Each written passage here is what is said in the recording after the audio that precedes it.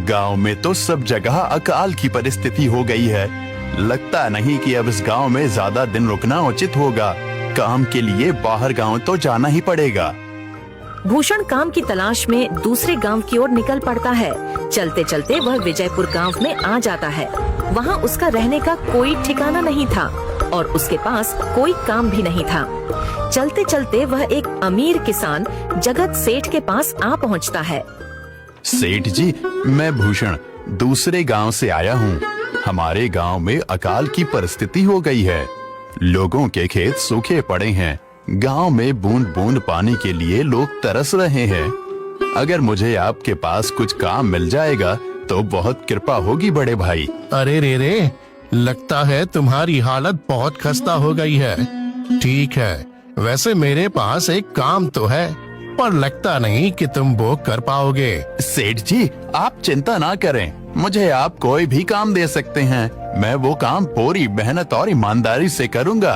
अच्छा ठीक है भूषण, तो कान खोल कर सुन लो। मेरे पास 50 गायें और 50 भैंसें हैं। तुम्हें हर रोज इन जानवरों का गोबर निकालना होगा और रोज सुबह शाम उन्हें चारा पानी देना होगा। महीने के आखिर में तुम्हें इस काम के लिए 200 रुपए मिलेंगे और हाँ, 2 वक्त का खाना भी हमारी तरफ से मुफ्त दिया जाएगा। बोलो, क्या तुम ये काम कर पाओगे? अरे बाप रे, 50 गाय और भैंसों को संभालना आसान काम नहीं है। पर अब मैं कुछ कर भी तो नहीं सकता और ऊपर से सेठ जी 2 वक्त का खाना भी दे रहे हैं। ठीक है सेठ जी, मैं ये काम कर लूंगा, पर एक विनती है। हाँ बोलो भूषण, क्या बात है? सेठ जी, अगर आपको समस्या ना हो तो क्या मैं आपके गायों के साथ गौशाला में रह सकता हूँ? सेठ जी, मैं इस गांव में नया हूँ। मेरा रहने का कोई ठिकाना नहीं है। जग्गा सेठ थोड़ी देर तक सोचता है और भूषण को ऊपर से नीचे तक देखने के बाद उससे कहता है, ठीक है भूषण, तुम गौशाला में रह सकते हो। जी धन्यवाद सेठ जी। तब से भूषण गौशाला में रहकर अपना काम करने लगता है।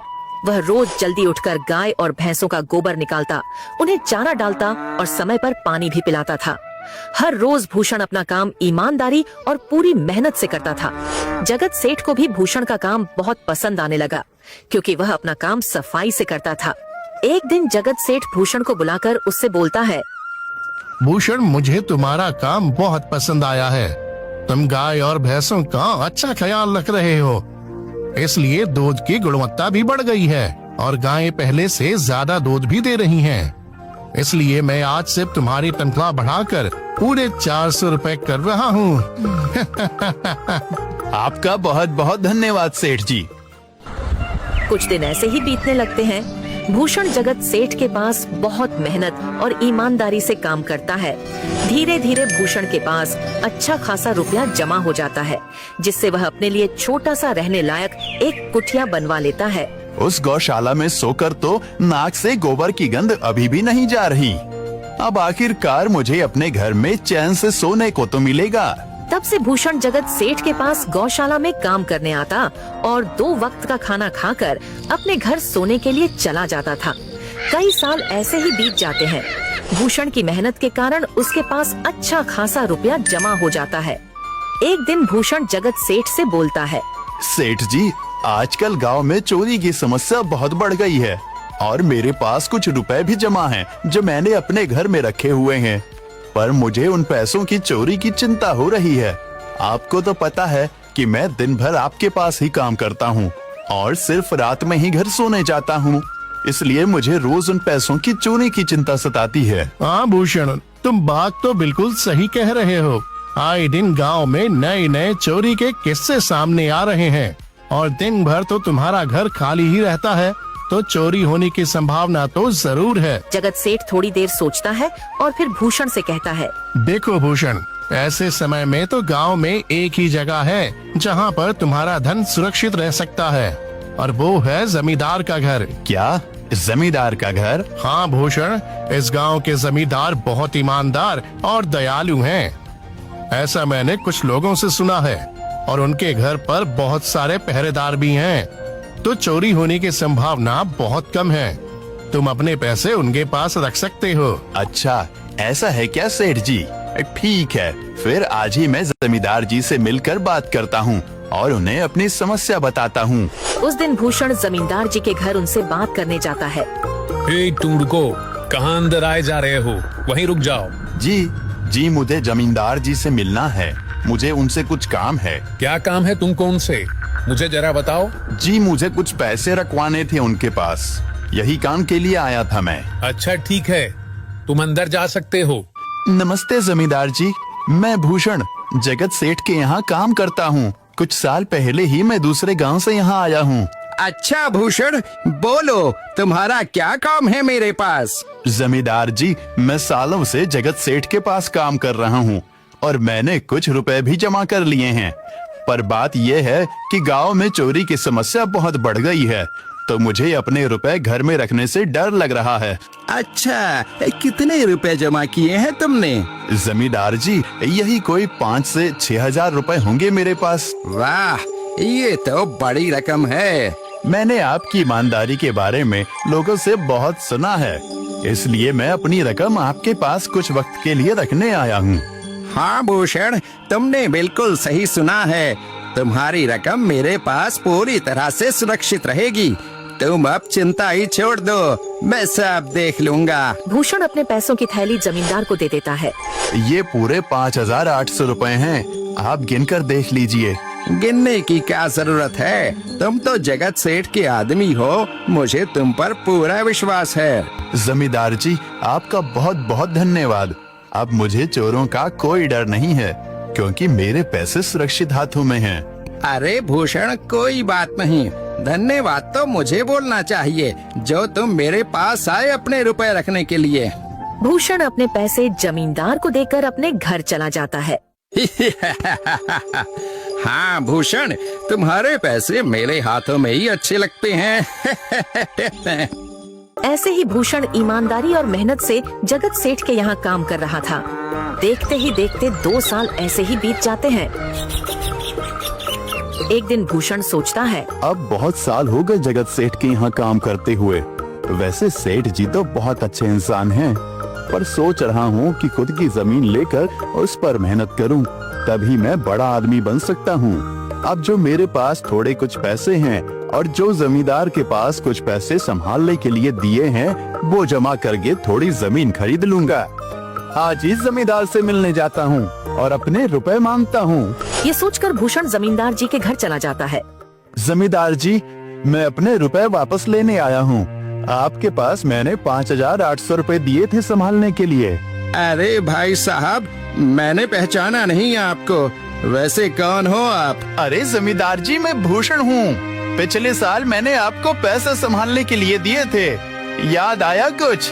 अरे भाई साहब, मेरे पास कितने सारे लोग आते जाते हैं पैसे रखने के लिए, और सभी के साथ मेरा अच्छा व्यवहार होता है। वैसे आपके पास कोई कागजात हैं क्या? क्योंकि मैं हर व्यक्ति से कागज पर ही व्यवहार करता हूँ। किसने कितने पैसे दिए, किसके कितने पैसे रखे हैं, सबका व्यवहार रहता है मेरे पास। जमींदार जी, ये आप क्या बात कर रहे हैं? आपकी ईमानदारी देखकर ही मैंने आपको पैसे दिए थे संभालने के लिए, और आप अब ऐसी बातें कर रहे हैं। कृपया करके मेरे पैसे मुझे वापस कीजिए। हाँ भूषण, मैं ईमानदारी से ही काम करता हूँ, इसलिए तो तुमसे मैं डॉक्यूमेंट्स मांग रहा हूँ। क्या तुम्हें पता नहीं, जब तुम किसी से पैसों का व्यवहार करते हो तो तुम्हें स्टाम्प पेपर पर लिख कर देना पड़ता है। तुम किसी से भी पूछ सकते हो। नहीं जमींदार जी, मैं आपके पैर पड़ता हूँ, कृपया करके मेरे रुपए मुझे दे दीजिए। बड़ी मेहनत से मैंने वो पैसे जमा किए थे, मुझ पर ऐसा अन्याय ना करें। अरे क्या ये झूठ मूठ का रोना धोना लगाया है? लगता है तुम ढोंगी हो और मेरी ईमानदारी और भोलेपन का फायदा उठाकर मुझसे ये रुपए लेने आए हो। रुक, तुझे अभी सबक सिखाता हूँ। जमींदार अपने आदमियों को बुलाकर भूषण की पिटाई करने को कहता है। इसे तब तक मारो जब तक ये बेहोश ना हो जाए। इस 2 कौड़ी के आदमी ने मेरी ईमानदारी पर सवाल उठाया है, इसे छोड़ना मत। जमींदार के आदमी भूषण को डंडे से खूब मारते हैं। फिर भूषण दुखी होकर अपने घर चला जाता है। भूषण के शरीर पर घाव के निशान स्पष्ट दिखाई दे रहे थे। 2 दिन से भूषण घाव के दर्द के कारण जगत सेठ के घर काम के लिए नहीं जा पाता है, इसलिए अगले दिन जगत सेठ भूषण के पास आ जाते हैं। वह देखते हैं कि भूषण खाट पर सो रहा है और वह बड़ा ही चिंता में नजर आ रहा है। भूषण भाई, तुम 2 दिन काम पर नहीं आए, क्या हुआ भाई? तबीयत ठीक है ना तुम्हारी? कुछ समस्या है क्या? अरे सेठ जी, आप खुद यहाँ आए हो। आप खबर भिजवाते तो मैं खुद चला आता। अरे भूषण, कोई बात नहीं, तुम्हें देखकर लगता है तुम बीमार हो। क्या हुआ है तुम्हें? जगत सेठ, क्या बताऊं, जिस जमींदार के पास पिछले साल मैंने अपने पैसे संभालने को दिए थे, वो आज मुझे पैसे वापस नहीं करना चाहता। वो बहुत लालची इंसान है, वो लोगों को ठग रहा है। और जब मैंने बाद में गिड़गिड़ाना शुरू किया तो उसने डंडे से मार मार कर मेरी पिटाई करवा दी और मुझे वहाँ से धक्के मार कर निकाल दिया। अरे बाप रे, ये तो बड़ा ही गंभीर विषय है। मैंने तो जमींदार के बारे में अच्छा ही सुना था, पर मुझे भी नहीं पता था कि वो इंसान इतना गिरा हुआ है। तभी मैं सोचूं, हर साल उसकी संपत्ति इतनी ज्यादा कैसे बढ़ रही है। मुझे माफ कर दो भूषण, मैंने ही तुम्हें जमींदार के पास जाने को बोला था। गलती तो मेरी भी है। नहीं जगत सेठ, आप तो मेरा अच्छा ही सोच रहे थे। ये तो उस जमींदार का लालच है। अब लगता नहीं मेरे पैसे उस जमींदार से वापस मिलेंगे भी। भूषण, मेरे पास एक तरकीब है जिससे मैं तुम्हारे पैसे तुम्हें वापस दिला सकता हूँ। जगत सेठ भूषण के कान में सारी तरकीब बताता है। ठीक है सेठ जी, हे ऊपर वाले, ये तरकीब कामयाब होने दीजिए। अगले दिन जगत सेठ बहुत सारे पैसों को एक सूटकेस में भरकर खुद जमींदार के घर जाता है। अरे जगत सेठ, आज आप खुद यहाँ? बोलो भाई, इस गरीब के घर कैसे आना हुआ? हमारा तो ये सौभाग्य है कि आप जैसे धनी आदमी के चरण हमारे घर में लगे हैं। नमस्ते जमींदार जी। अरे जमींदार जी, आप तो मुझे अब लज्जित कर रहे हैं। वैसे मैं कुछ महीनों के लिए दूसरे राज्य में व्यापार करने जा रहा हूँ। मैं ये लगभग 50,000 रुपए लाया हूँ। मुझे डर है कि कहीं ये चोरी ना हो जाए। क्या आप मेरे सारे पैसे अपने पास संभाल कर रख सकते हैं? आपके सिवाय इस गांव में और किसी पर भरोसा नहीं कर सकता। अरे जगत सेठ, ये भी कोई पूछने की बात है? मेरे पास आपके पैसे बिल्कुल सुरक्षित रहेंगे। आप निश्चित होकर व्यापार करने जा सकते हैं। इस बार तो बड़ी मछली हाथ लगी है। बार बार ऐसा मौका नहीं मिलता। भारी माल हाथ में लगने वाला है। तभी वहाँ पर भूषण आ जाता है। अरे भूषण, तुम? अच्छा हुआ तुम आ गए। मैं तुम्हारे पास ही आने वाला था। मुझे माफ करना, उस दिन तुम्हें पहचान नहीं पाया। इतने सारे लोग मेरे पास आते हैं तो जरा परेशानी होती है, पर मैं अपनी बातों का बड़ा पक्का हूँ।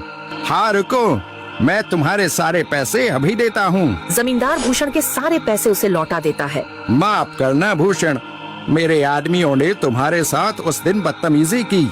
मैं आज ही उनको काम से निकालता हूँ। भूषण बिना कुछ बोले वहाँ से चला जाता है। अरे क्या बात है जमींदार जी, आप तो अपने बातों के बहुत पक्के हैं। तो ठीक है, मैं अपने सारे पैसे आपके पास रख सकता हूँ। जगत सेठ इतना बोल ही रहा था कि तभी वहाँ जगत सेठ का नौकर आ जाता है। मालिक, अब आपको बाहर के राज्य में जाने की कोई जरूरत नहीं है। अभी अभी व्यापारियों का संदेश आया है और उसने कहा कि वो खुद हमारे गांव आ रहे हैं। अरे ये तो बहुत बढ़िया बात हुई। अब मुझे इतनी दूर नहीं जाना पड़ेगा।